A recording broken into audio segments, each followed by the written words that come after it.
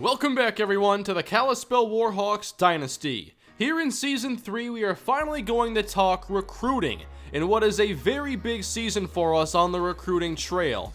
This is our third season, and a major core of our roster has now become seniors. We'll have our largest graduating class this year of 20 players, 12 on offense, 8 on defense, which means this is a very important time for us to try and maintain the progress that we've made by bringing in more young talent to help building this program forward. We have a lot to get around to today, including a big update from Blackjack. He has a ton of recruiting information for this video, including some info for next year's recruiting. He has about 20 minutes worth of content for this video, and afterwards I'll be going through our recruiting board and giving my thoughts on a number of different players. Now let's turn things over to Blackjack and see what's in store for Kalispell recruiting here in year 3. Glad to be back on the 2019 recruiting trail for the Kalispell Warhawks and to talk a little bit about some of the prospects that we can possibly bring in here to help improve the program. But before we get on to the class of 2019, I'd like to talk a little bit about 2018 as I keep up to date with the prospects that we brought in, including Ja'Cory Day, who has made an immediate impact this year. He's actually rooming with J.R. Battle, the two of them getting really acclimated with one another. You can see the chemistry already when they're on the field together with the huge spin move first down that he picked up when J.R. Battle had to come in as a substitute, and then the deep touchdown pass that Ja'Cory Day had and that 3-touchdown spectacular he had in the second half against Tulsa. Ja'Cory Day's transition over to Kalispell has not been difficult at all. I keep up to date with them usually about every week or so just to check in and see how things are going. He plays a lot of Madden with JR whenever they're in their dorm together. Classes have been going well for him. He's still not that far away from Spokane, so whenever he wants to go and visit family or anything like that, he's had the opportunity to do so. And with Roscoe Sheridan and KJC rooming together as well, they constantly visit each other and have a lot of fun. And it seems like with KJC being there and actually being a hometown kid, they've been able to go outside of the dorm and go ahead and see the other parts of Kalispell, which has been very beneficial for bringing together some chemistry with the team. Speaking of KJC and Sheridan rooming together, they've actually been very beneficial for one another, as Sheridan has had some injury issues during his senior year of high school, and Kelly John Charles is actually one of the smaller of the brothers there in the Jean Charles clan, if you will. What he does is that he actually does a high protein diet and has been helping Sheridan in terms of improving his conditioning and improving the way that he eats, as Sheridan is a 220-pound back with a bit of agility. So KJC has been very helpful there, and I'm sure KJC has not appreciated Sheridan running over him twice in practice, but in exchange, Sheridan has also helped him with some strengthening, which I'm sure should pay off and help improve Jean Charles in the tackling department, though he has all the range in the world, as he's proven both of us wrong in our analysis of what kind of player that he is. So let's go ahead and talk about some winnable recruiting battles we have right here in our home state of Montana. And I actually got to go to the Jean Charles football camp and learn a little bit more about the camp and the program that they're running there, as well as the Jean Charles family. Now, their dad, Remy Jean Charles, is actually from Louisiana. He played football at UL Lafayette and was their quarterback during his junior and senior year. Afterwards, he decided to move out from Louisiana, come out to Montana. He just preferred the wildlife and the nature here a little bit more and prefers the cold. So why not Kalispell, Montana then? That actually sounds like it should be our recruiting pitch to a lot of guys, but I digress. We've already seen what a lot of these Jean Charles brothers can do. Donnie Castillo actually got a first-hand experience as he plays basketball during the winter and spring season and absolutely got manhandled by Leslie Jean Charles, who is now in the NBA playing for the Boston Celtics. Yeah, not a good look, but hey, then again, Leslie was a lottery pick, so I don't think Donnie's going to the NBA anytime soon, though he is impressive at times and shows some flashes of brilliance. We also have Kelly Jean Charles, who is thankfully a part of the Warhawk family and not playing anywhere else. And we've seen all the range that he has and how much field he can cover. Well, a lot of that practice has come from the fact that he's had to play safety whenever the defense is allowed on the field at the Jean Charles camp. The camp is actually mostly an offensive-driven camp where they work on wide receivers, they work on running routes, they work on hands, they work on building skill players on offense. And there's actually 2 wide receivers here who kind of took my liking and who I think we should try to go ahead and take a look at. Monta Jones and Mike Harris. Now, from what I've seen, they both actually have pretty good hands when they're in the open field. There hasn't been any hands problems that I've seen from them altogether. They both seem to do very well on the sidelines, though I actually think Amonte's a little better. The physical differences are a little noticeable. Monta Jones is 6'2", 205, and actually has about 2 inches and 20 pounds on Mike Harris, who's 6 foot 180. What really separates the two to me is that physical makeup. Monta Jones is a lot better at breaking tackles, can do a lot more after the catch, and even from the high school game that I saw between Billings and Kalispell this year, Monta Jones playing for Billings and Mike Harris playing for Kalispell, is that Monta Jones is way better in traffic and will actually hold on to the ball. He can make a lot more spectacular catches along the sideline. He's a bigger physical receiver. I think maybe like a poor man's Plaxico Burress, just minus about 3 inches, but the physicality, it definitely is there when he catches the ball and runs afterwards. Mike Harris may not make big catches over the middle, but if he is open and you get him the ball, he's going to catch it 9 times out of 10. He's got very, very solid hands. He actually accelerates a lot better than Monta Jones. Got a little bit more quickness to him. He's just not strong. So don't expect a lot of yards after the catch or a lot of him breaking tackles or making big plays. He's just going to be solid hands, and right about now I think Kalispell needs a receiver with solid hands, so I don't think you can go wrong in either direction. The other big news from the Jean Charles camp is, of course, Sidney Jean Charles, the quarterback there at Kalispell, as he got a lot of work in during the camp and has still been improving while he's in high school. There's still a little bit of that Manziel-ness to him, where he likes to scramble out, just make plays, and try to force throws that may not necessarily be there. He gets away with a lot of it now, but the camp has actually tried to, or his dad, I should say, Remy, has been trying his best to at least get him more composed and to feel pressure a lot better. It's actually one of the drills that they ran, where he would stand in the pocket, stand in the pocket, stand in the pocket, and when the pressure came, pick the right gap to go ahead and escape from, and then make the throw. So it allows him to see the field a lot better and see when receivers are open, go through his reads, and then allow him to escape afterwards and then make the throw. And by the time he's actually made that decision on what receiver he needs to hit, when he flushes out, he already knows where he needs to go. So I like the improvements that I've seen from him thus far. Great arm, just has to improve on the accuracy. I think that if we were to go ahead and get him next year, he would actually have the strongest arm on the team. So let's go ahead and talk about some of the other states that I visited, like California, a state that I think that I'd like to see us win a little bit more in. You have Jesse Heikkinen, who turns out to be, as mentioned, the #1 quarterback in the nation, looking at UCLA and Washington. If he goes to Washington, he'll probably shortly be taking over for Jake Browning and taking over that UW offense and joining Brock Oxendine there. That just sounds like trouble. Centarius Phillips, number 35, their big wide receiver, big physical guy, looking at Clemson.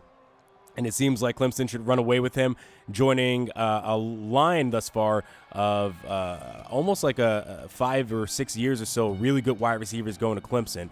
They've been wide receiver U for a while. And then tight end Chad Swezey, a guy who I said I think it's possible for us to win. Looking at BYU and Oregon State. And the thing that's impressed me the most as I've looked at a few games from his senior year is that he's actually gotten a little bit more physical. So after the catch, you see him stiff-arming a lot more and breaking through tackles and trucking guys and just fighting for every inch and every yard that he can get. But there was one game that really stood out to me, and it wasn't Our Lady of the Valley that stood out. It was a kid from the opposing team. Lincoln High's Rafa Leao-Oneone. Rafael is probably my favorite prospect in this entire tour that I've taken in California. He's an outside linebacker who can at times play a blocking role as a fullback or a tight end. Very versatile. He has a song, you know, that Buster Poindexter song, you know, like this hot hot hot or whatever. Well, it's like ole ole ole. Well, they actually changed it to one one. Leau's hot, hot, hot whenever he makes a big play or a tackle or he scores a touchdown. People love him there at Lincoln High, and I think that he would be an exciting guy to have in the program. He's a little small, and he's definitely a little barrel-chested, big guy. I'm a huge fan of him, and I think that is certainly a guy that we can win over and bring to our program. Now, if we can beat out potential big schools who can try to lure him away, Cal Berkeley is right there, and if they get some good tape on him and decide, oh, hey, we want to bring him in, we could possibly lose that one. But I think it's one that could be winnable if we jump on him early and hit hard. So do your best, see what you can do with Rafa. I think he'd be a great addition for a defense that really needs some help in coverage and really needs some help tackling. He'd be a great playmaker, and, you know, despite his size and despite the fact that he's 5'11", I still think he'd be a great addition to the team. Then I went out to Minnesota because I heard about a guard who's actually very good at pulling, creating seals, and letting running backs get a lot of room on screen plays, and I thought that would be a great addition to have, somebody on the offensive line who can actually move and help this offense be a little bit more agile whenever they want to do screen plays like that. A guy by the name of Judd Christensen, a guard from Duluth, Minnesota. I know that he's currently fielding offers from Iowa State and Minnesota, so I don't know how winnable it is, but he is in Minnesota, kind of a quiet place. We'll see if we can maybe win the battle there. But the one thing that actually impressed me most is that in the game that I saw with them, they were going up against St. Cloud, and there was a defensive tackle there who was very good, Jeremiah Sutherland. Big guy, 6'3", 355. I mean, we kind of drooled all over Oxendine a bit about him being like 305. This guy's 355. Now, Oxendine's a little bit more built. Well, not a little bit more built. He's definitely way more built. Sutherland's got a big old gut, but he's got a lot of power with him. There was actually a play in which he completely pancaked Judd Christensen trying to get to the quarterback. An absolute disruptor, does a great job of getting off blocks. That would be another interesting one to see. I'm not 100% what offers he's fielding. I know Minnesota's looking at him, so I don't know how winnable it is. Take a look, see what we can do there. Now we get to the fun part, because Florida was actually on your list of a potential pipeline, and then things got a little messed up along the way when we had to cut some guys. So I actually decided to hit very hard into Florida, mostly around the Gulf area, to go ahead and find some recruits.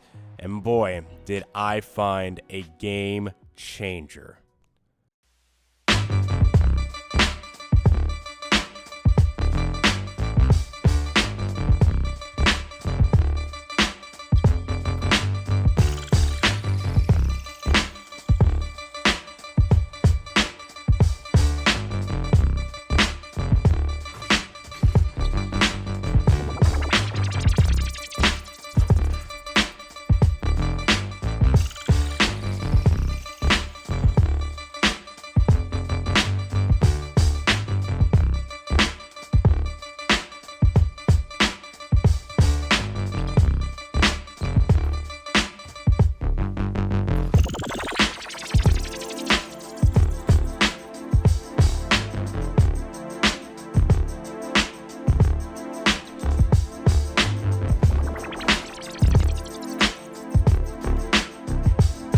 Yeah, you can let that one go. Sharquez Towns is not coming to Kalispell. He's the #1 running back in the nation, the #1 recruit in all of the nation. He is an amazing athlete. He is going to stay in Florida. He's going to either Miami, FSU, or Florida. He actually, funny enough, has a visit to go to Middle Tennessee State. I don't know why. Maybe he just couldn't pass up a free lunch, but yeah, it's looking more likely that he's going to be staying in the state of Florida. And man, what an incredible athlete.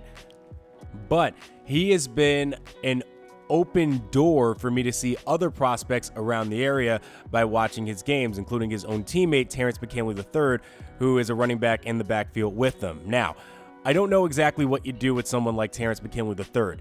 He is actually able to block. He plays linebacker as well, so he plays both ways, plays linebacker and halfback. He's got some decent speed, though his speed is not overpowering by any stretch of the imagination. He does have some strength. He could possibly play fullback. He could possibly be a linebacker. He could possibly be your power back in a lineup if you're looking for a little bit more power than Roscoe Sheridan. So I really don't know what to do with him. He's also a little undersized. He's 5'8", 212, but I think that this is someone that can come to the program, help us build the pipeline down there in Florida, and I think that when he arrives at Kalispell, if he does end up coming here, we can kind of figure out, once we get some practices in with him, what we can do. There is football ability there. He is a bit of an athlete. We just got to figure out, okay, what can we mold him into to make him successful here at our program? There was also a point guard in Charquez's highlight film that also is someone that I think we should look at, though he's only a junior right now. He plays quarterback there at Lausdale. His name, Taekwon Latent. He's got a decent arm. I wouldn't say it's as big as Kelly Jean Charles, but the big thing that stands out to me is his accuracy. He throws a lot better than what I've seen from Marquise Walker, and he's maybe only a little bit slower than Marquise, so I think you're getting a similar type player there. He's a lot more poised, makes smarter decisions than from what I've seen from Marquise, so maybe this is the sort of player we want to bring on board. You can see the patience there, but the big thing that I want to point out on this play that you're watching right now is the tackle, and who I think that we actually need to go take a look at. His name is Teddy Valderrama. Very, very, very good left tackle. Someone I think that can come to this program and improve the offensive line immediately. You see here again creating that seal in the vacuum there for Latent to go ahead and run into the end zone. And then watch here again as he gets inside that time to go ahead and create a hole for Latent to run through. And had Latent had actually gotten free there, Teddy had actually gotten all the way up to the safety to go ahead and make another block, which could have gotten him into the end zone. We need more of those agile kind of offensive linemen. Not necessarily like, burning speed or anything, but guys who can actually get off their feet and get out there and make plays to allow our option quarterbacks to go ahead and make plays in the open field. Speaking of option quarterbacks, we got to talk about this kid right here who plays for Palmetto High.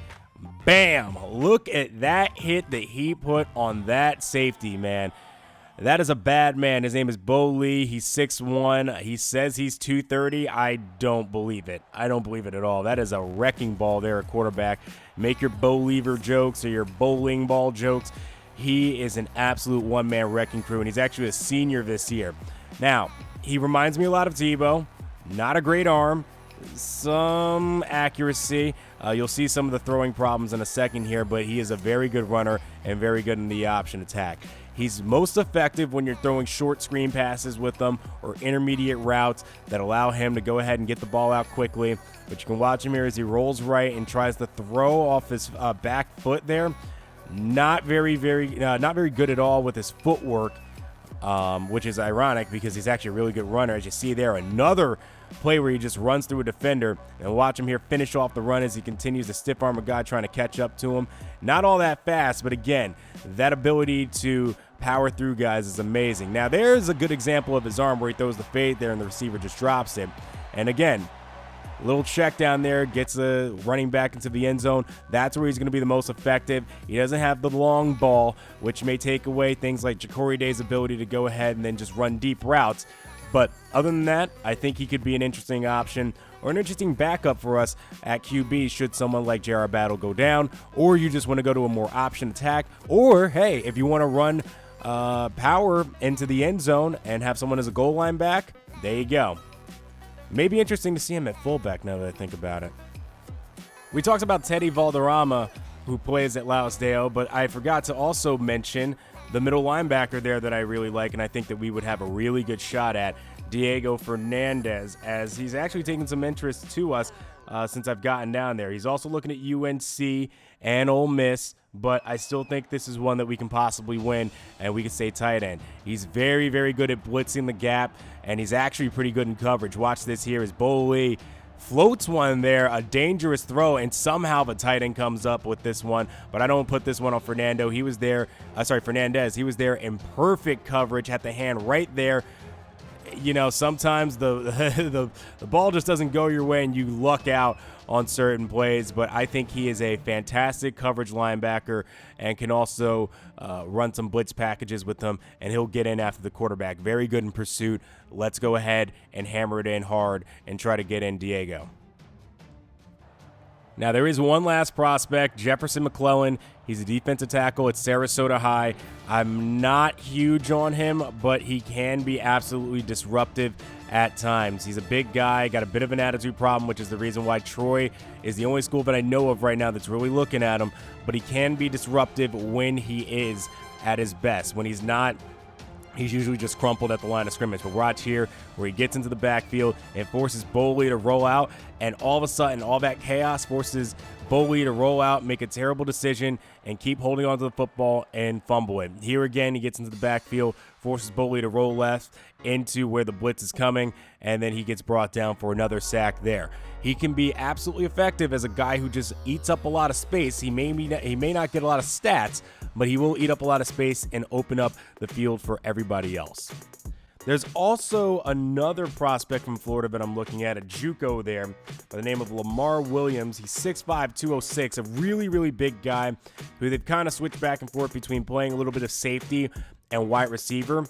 I want to visit the junior college that he's at right now to go ahead and get some more highlights of him, but maybe we'll do a little update later on and talk more about him. And I'll come back home and I'll stop by South Dakota as there's another tackle that I want to look at there, Bryce Wiley, another 6'5" guy, 292 pounds, who plays tackle there at South Dakota. We'll talk more when we get there. Hopefully this helps, and good luck getting some of these guys. If we don't get them, it's a huge miss for us, but especially if we win in Florida, we can create the pipeline there, and maybe we have a better shot at some other guys coming down the pipeline like quarterback Taekwon Latent. Okay, so there's a lot to get into here with recruiting in Season 3. We saw a few prospects that are elite, Jesse Heikkinen being one of them. He is headed to likely UCLA or Stanford, somewhere in the Pac-12. And I definitely enjoyed those Shark West Towns highlights, although I don't think we'll be seeing any in a Kalispell uniform, as he'll likely be going to either Florida or Miami. He is the #1 recruit in the entire nation, Heikkinen being number 8. So let's focus on players Kalispell could actually go for. I still want to see if we can make Florida a pipeline, and you'll see many players from Florida here, including Teddy Valderrama. Unfortunately, he is favoring UCF right now, and the race is pretty one-sided. I've really wanted to get a dominant force in the middle of our defensive line, and Blackjack found a couple players for us, Jeremiah Sutherland and Jefferson Mcclelland. However, Sutherland wanted to stay close to home and is favoring Minnesota over everybody else, and Mcclelland locked us out from the very beginning. Tight end Chad Swezey was a player I had interest in dating back to last season. However, he is now favoring BYU. Don't worry, we do have some good news here in recruiting, as in-state receivers Amonte Jones and Mike Harris are both favoring Kalispell. I really want to find that possession receiver that can take over for Rashawn Brooks when he graduates this year. Now, Jones' acceleration does concern me. I don't think either of these players are all that dynamic. But I like the potential of Amonte Jones, and for Mike Harris, he already has good hands. So if he can develop his game a little bit further, then I think he'll be a pretty solid player. Right now, my big question with him is, how is he getting open? He's not a great route runner and he's not dynamic, so he needs some time to develop. We have 4 running backs on the roster, and we'll graduate both Eddie Benson and Sammy Hawthorne this year, so Terrence McKinley III definitely has my interest. He is the backup to the #1 recruit in the nation, and he doesn't have blazing speed, not a great athlete, but he can block and he can catch. This comparison might not excite you, but he's very similar to Matt Asiata, and I do want to see what he can do as a linebacker. That versatility is intriguing. When it came to Rafa, he is the exact kind of player that we're looking for, a dynamic edge presence. Unfortunately, Cal has a lot of interest in him, and it's not hard to see why. He's a great athlete, he can get to the quarterback, he's got a great first step with that acceleration, and I'm not sure we'll be in this race. I do have interest in Diego Fernandez as a coverage linebacker, maybe with some development he could turn into more than that. He's an alright tackler, but that strength of his is just really concerning when it comes to helping out in the run game. I plan to continue finding different types of quarterbacks to bring onto the roster, and Bo Lee does have my interest. He isn't a great passer right now by any means, but I do think that maybe as a fullback or just as a developmental quarterback with rushing upside, he is intriguing. There are plenty other prospects we're going for as well, including athlete Lamar Williams. He has height unlike any other receiver on our roster, standing at 6'5", over 200 pounds, with very good downfield speed. Hands a bit concerning, but he can actually run routes pretty well. He might be a better pro prospect than prospect for us right now, given he'll only have limited time if he does commit here, but he's a great talent nonetheless. Then there's Bryce Wiley, and he's number 1 on the board for a reason. He's an outstanding gem prospect who might not be that strong, and maybe that's why other teams aren't as interested, but he's a great pass blocker. He makes up for that lack of strength with some athleticism and technique. At number 2, we have Marion Triplet. We need to get this defense a lot more disruptive up front. We got Jared Merritt this year, hasn't contributed a whole lot. Triplet is 6'6", 235 with great speed, still needs to develop as an overall pass rusher, but I think that the talent is there. I also really like athlete Glenn Hayes. He's 5'9", 213, and while he does have running back traits that match up with that physical build, he's actually a very good cover corner, and I think that's where he's going to be best fit even at 5'9". We could really use that secondary boost still, especially at cornerback, so he's a primary target of ours. I'm also committed to finding that anchor in the middle of our defense. And out in Alaska, there's a player by the name of Eric Crenshaw, 3-star defensive tackle, who is exactly what I'm looking for. Strong at the point of attack, can stop the run, gives you a little bit of pass rush upside as well. We need a player with that skill set to help against the run. Another cornerback on the board here, Jay Ewing from Pennsylvania, 6'2", 188. You see a lot of these big cornerback prospects nowadays, and he's got that press man cover ability with good speed and acceleration.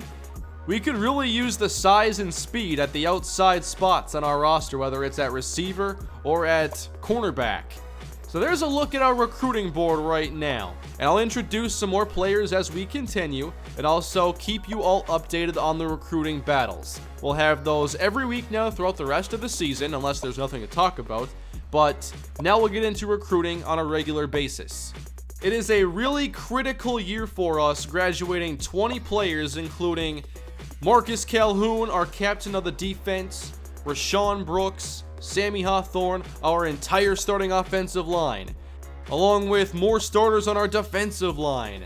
We need to get some impact from this recruiting class, and if we have some open roster spots, that might make way for potential transfers at the end of year would be 4, but that's a little bit in the future. Let's not get too ahead of ourselves. Up next, Kalispell opens Mountain West Conference play against Nevada, a team whose offense might really be on the rise. Right now they have the highest average pass yards per game with 342.7. Now this secondary played their best game of the season against Washington, so we'll see if they can make some more plays against this Wolfpack offense. We're hoping to beat the Wolfpack and get off to a strong Mountain West start and continue on through the rest of our season. Thank you all for watching this jam-packed recruiting special here in the Kalispell Warhawks Dynasty, and I'll keep you updated if you can expect any more of these kinds of videos on the way. Let me know your favorite prospects on our board. What did you think of Donnie Castillo playing basketball? Leave a like if you enjoyed, subscribe for more, and I'll see you all next time. Have a great day.